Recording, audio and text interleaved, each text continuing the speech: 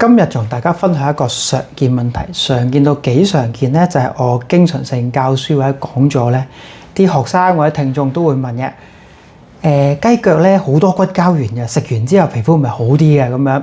實際上啦，唔係嘅，雞腳真係入面好多骨膠原，但係我哋吸收之後會發生咩事咧？會將佢消化分解，咁佢屬於蛋白質，入面有幾百粒分子組成，叫氨基酸啦。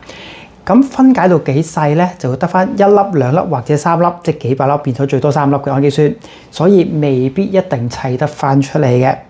相反嚟講啦，其實我哋食翻足夠嘅蛋白質，再加維他命 C， 其實就可以幫我哋自己製造到足夠嘅骨膠原噶啦，得唔得？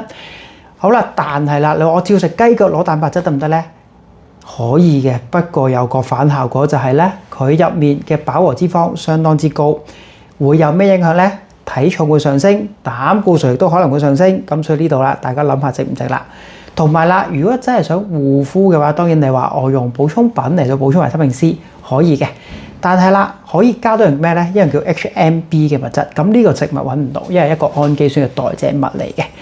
咁作用係咩咧？就幫我哋保留肌肉同埋保留呢個蛋白質冇咁容易流失嘅。